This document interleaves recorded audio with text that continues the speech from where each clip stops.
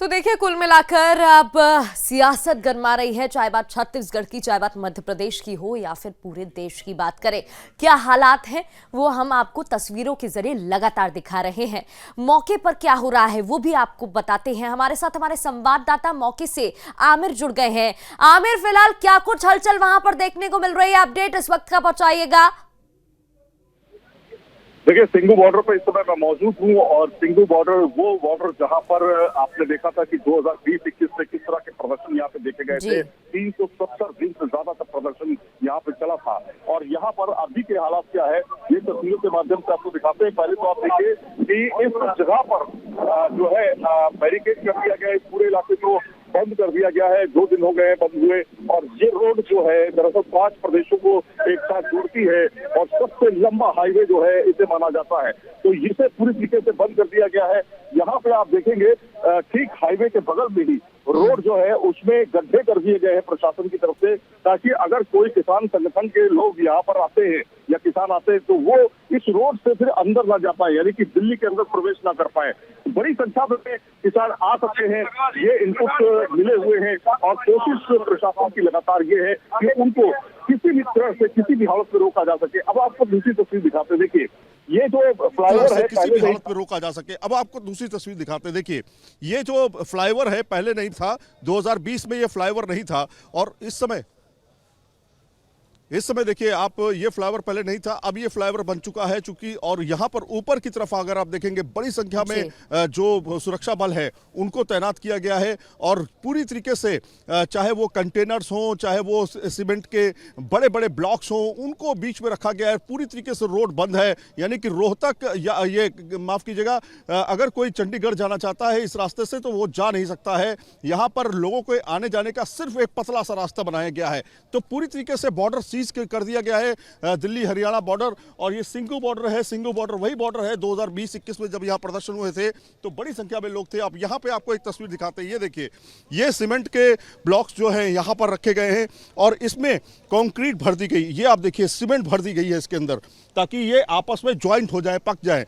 तो इस तरह से तैयारी की गई है सिंगू बॉर्डर के ऊपर और पूरी की पूरी रोड अगर आप देखेंगे इसी तरीके से रास्तों को बंद किया गया है। केवल यही नहीं, इसके साथ में अगर आप ये देखिए इस तरह के पत्थर जो हैं वो रखे गए हैं सीमेंटेड।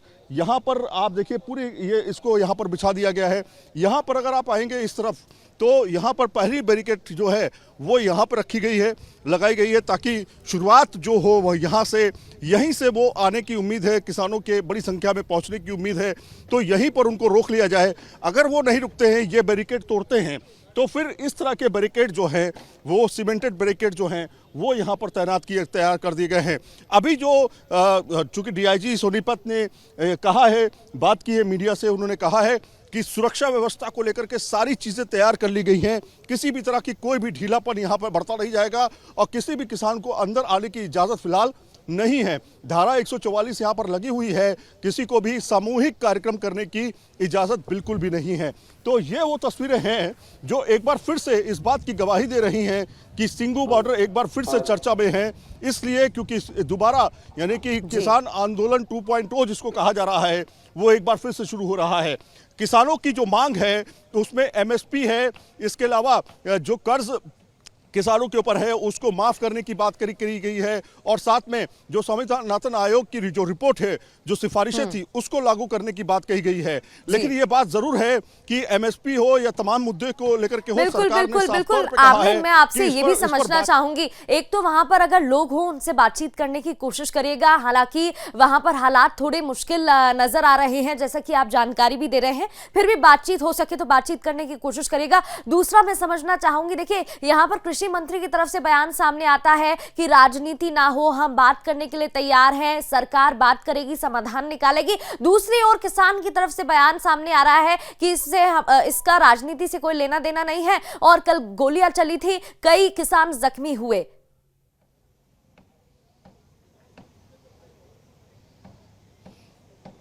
देखिए बात करवा सकते हैं हम आपसे, कुछ लोग यहाँ पर हैं, यहाँ के स्थानीय निवासी से बात करने की कोशिश करते हैं। जैसे कुछ स्टूडेंट, आप क्या पढ़ाई करते हैं? हाँ जी। यहाँ पर जो बंद कर दिए गए बैरिकेड्स लगा दिए, उससे क्या दिक्कतें आप लोगों को हो रही है? आने जाने में दिक्कत है और सप्ताह में दिक्कत है। अच्छा, स्कूल जा पा रहे हो आप? नहीं।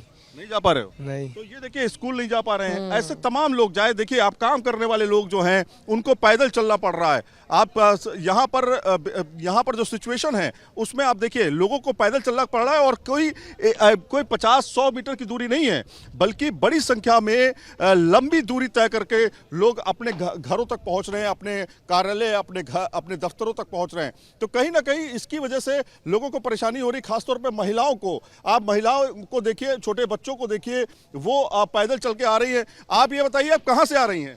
पैदल आ रही हैं क्या? हाँ, आगे से उतर के। आगे से आ रही, तो मतलब पहले पैदल इससे पहले सवारी मिल जाती थी, अब सवारी नहीं मिल रही? मिलता है, अभी पैदल जाने पर बहुत दिक्कत हो रहे हैं। अच्छा, कितनी दूरी तय कर रहे हैं आप लोग? बस अभी आगे जाएंगे, हम यहाँ पैदल जाएंगे। तो यहाँ के स्थानीय लोग जो हैं वो उनको परेशानियों का सामना करना पड़ रहा है, क्योंकि उनको पैदल चलना पड़ रहा है और बच्चों को साथ में लेके जाना पड़ रहा है। स्कूल बच्चे नहीं जा पा रहे हैं, लोग दफ्तर नहीं जा पा रहे हैं, दुकानें जो हैं वो बंद चल रही हैं। आप देखिए यहाँ के आसपास का इलाका दिखाते हैं हम आपको। बड़ी संख्या में आपको यहाँ पर बड़े बड़े ऑफिस दिखाई देंगे। आप देखिए गाड़ियों के शोरूम हैं, या यहाँ पे आप देखिए बड़े बड़े टायर्स के शॉप्स हैं। इस तरह की बड़ी कमर्शियल प्लेसेस जो हैं इस पूरे इलाके में आपको देखने को मिलेंगी। इससे बिजनेस भी प्रभावित होता है। पिछली बार आपने देखा 370 दिनों से ज्यादा तक जो है प्रदर्शन जो चला, उसमें प्रदर्शन की वजह से बहुत सारे लोगों की नौकरियां चली गई, क्योंकि वो इस तरह की दुकानों में काम करते थे। दुकानदार ने कहा कि भाई काम तो है नहीं, अब आप घर चले जाइए। बहुत से लोग पलायन कर गए इस वजह से कि प्रदर्शन कंटिन्यू चलता रहा और इस पर ध्यान नहीं दिया गया। तो कहीं ना कहीं सरकार को भी समझना होगा और किसानों को भी समझना होगा, आपस में बातचीत करके, क्योंकि इससे कहीं ना कहीं आम आदमी जो यहाँ पर रहते हैं रोजाना, उनको दिक्कतें होती हैं। यहाँ से सोचिए जरा, कोई अस्पताल आसपास है, किसी को जाना है, एम्बुलेंस है, उसको निकलने में दिक्कत होती है, बच्चों को स्कूल जाने में दिक्कत होती है, जॉब में दिक्कत होती है। तो ये एक सड़क नहीं होती है, आप सड़क को समझिए। सड़क एक लाइफ लाइन होती है आम आदमी की। अगर उसी को ठप कर देंगे तो कहीं ना कहीं उसकी जिंदगी पर उसका असर साफ तौर पे देखा जाएगा। तो फिर वही मैं आपको बता रहा हूं कि यहां से ही एक रास्ता जो सीधे जा रहा है, आप ये हाईवे देख रहे हैं, दरअसल इसी के हाईवे पे आगे की तरफ काफी दूर यहां से किसान हैं।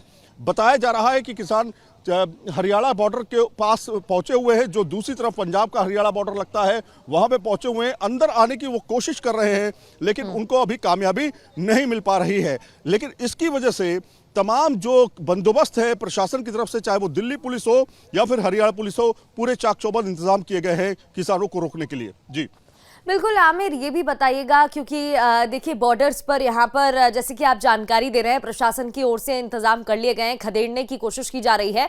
वहीं डटे हुए हैं किसान भी। आज दूसरा दिन है लेकिन वो भी डटे हुए हैं। कल जो तस्वीरें हम दिखा रहे थे, आंसू गैस के गोले दागे गए, इसके अलावा गोलियां भी चली।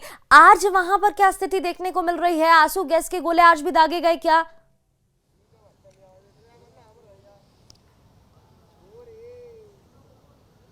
देखिए यहाँ से ये सिंगू बॉर्डर है। शंभू बॉर्डर जो है यहाँ से काफी दूर है। जो आंसू गैस के गोले छोड़े गए वो शंभू बॉर्डर पे छोड़े गए थे, जहां पर किसान मौजूद थे, जो किसान आगे बढ़ना चाह रहे थे। और कई जगहों पर किसानों ने बाकायदा बैरिकेड को तोड़ करके आगे जाने की कोशिश की, तब लाठीचार्ज भी हुआ, ऐसा बताया जा रहा है, और बाकायदा आंसू गैस के गोले भी छोड़े गए। यहाँ पर देखिए कुछ लोग जो है मूवमेंट करते हुए आपको दिखाई दे रहे हैं। तस्वीरों में आप देखिए न्यूज स्टेट पे तस्वीरें आप देख रहे हैं। संख्या में लोग जो है यहां से मूवमेंट करते हुए दिखाई दे रहे हैं। देखिए एक इंसान जो है अपना सामान किस तरह से सर के ऊपर रख के जा रहा है। अगर यही यहां पे कुछ नहीं होता तो ये सवारी लेता और यहां से चला जाता, लेकिन मजबूरी में लोग जो है इस तरह से मूवमेंट करते हुए दिखाई दे रहे हैं। तो इस तरह की तस्वीरें जो हैं वो आम हो चुकी है इस सिंगू बॉर्डर पे, जो पहले भी होती रही हैं। लेकिन शंभू बॉर्डर पे जो कुछ हो रहा है वो साफ तौर पे तस्वीरों में सामने आ रहा है। किस तरह से आंसू गैस के गोले छोड़े जा रहे हैं, किस तरह से लाठीचार्ज हुआ है, किस तरह से उग्र होते हुए किसान जो है आगे बढ़ने की कोशिश कर रहे हैं। ये सारी तस्वीरें कल से अब तक कई बार आ चुकी हैं। तो वो आगे बढ़ने की कोशिश कर रहे हैं। सूत्र हमारे बता रहे हैं, जो कि बैठक हुई है किसानों की आपस में बातचीत जो हुई है, वहां से जो खबरें छन के आ रही हैं हमारे पास, वो ये बताती हैं कि अब किसान जो है आगे बढ़ने के लिए आज दोपहर के बाद यानी 4 बजे तक कूच कर सकते हैं। ऐसे सूत्र बता रहे हैं। दूसरा ये कि जो किसानों के पास खाने पीने का सामान है, करीब 6-6 महीने तक का सामान जो है उनकी ट्रॉलियों में खा हुआ है, यानी कि वो लंबी लड़ाई लड़ने के लिए एक बार फिर से कूच कर रहे हैं। इस बार का मुद्दा 3 अहम मुद्दे हैं। 3 मुद्दों पे सरकार ने बात मान ली है, जिसमें बिजली अधिनियम 2020 का मामला था, उस पर साफ तौर पे सरकार ने कहा है कि उसके बारे में विचार विमर्श किया जा सकता है।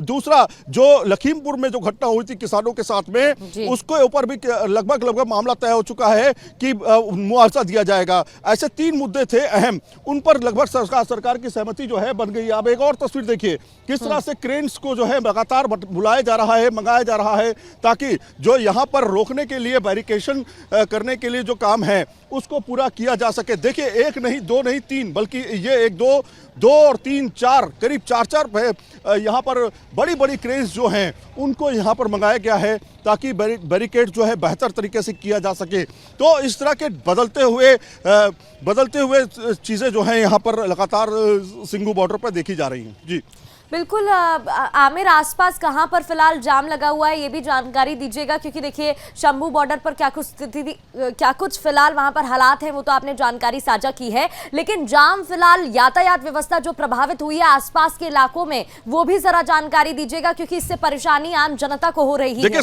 सोनीपत के डीआईजी जो हैं उनसे बातचीत कर रहे हैं, लाइव जुड़ रहे हैं। सोनीपत के डीआईजी से बातचीत करेंगे, वो लाइव जुड़ने की कोशिश उनको करेंगे ताकि उनसे जानकारी मिल सके। Sir, one single comment sir, अभी के हालात क्या है इस पर? सर ये देखिए, हम बातचीत करने की कोशिश करेंगे ताकि एक सेंटेंस में हम ये समझें कि हालात अभी कैसे हैं, ये समझेंगे। सर, एक सिंगल सेंटेंस की क्या हालात कैसे हैं सर? लाइव है सर।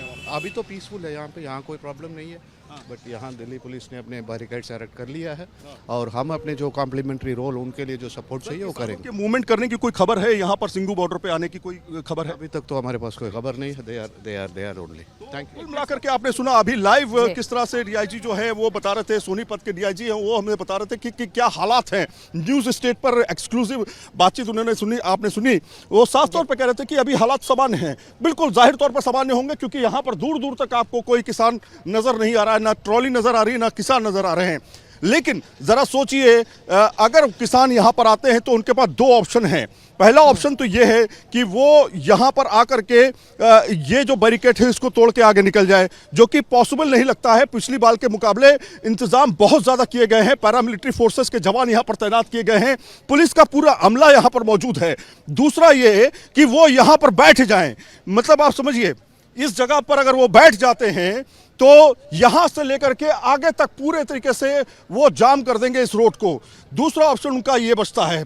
तो कहीं ना कहीं दोनों ऑप्शन में जो नुकसान है सबसे ज्यादा प्रशासन का तो है ही है, दूसरा नुकसान सबसे ज्यादा यहाँ के आसपास के व्यापारियों को होगा, जो यहाँ पर काम करते हैं, जो यहाँ पर रहते हैं, जिनकी जीविका चलती है, उनको सबसे ज्यादा नुकसान होगा। तो साफ तौर पे उससे प्रभावित होंगे लोग। तो स्ट्रैटेजी यही होगी कि अगर आगे जा नहीं पाएंगे, दिल्ली पहुंच नहीं पाएंगे, तो इसी जगह पे बैठ जाएंगे। और यहाँ अगर बैठ जाएंगे तो ये NH जो सबसे इंपॉर्टेंट हाईवे माना जाता है, उसकी लाइफलाइन एक तरह से रुक जाएगी, लोगों की लाइफलाइन रुक जाएगी एक तरह से। बिल्कुल। और तो कुल मिला के जो परेशानी है वो ना सिर्फ प्रशासन को होगी, स्थानीय लोगों को होगी और आम जनता को होगी। ऐसे में किसानों को भी समझने की जरूरत है, प्रशासन को भी समझने की जरूरत है। बहुत बहुत शुक्रिया आपका तमाम जानकारी और तस्वीरों के लिए आमिर।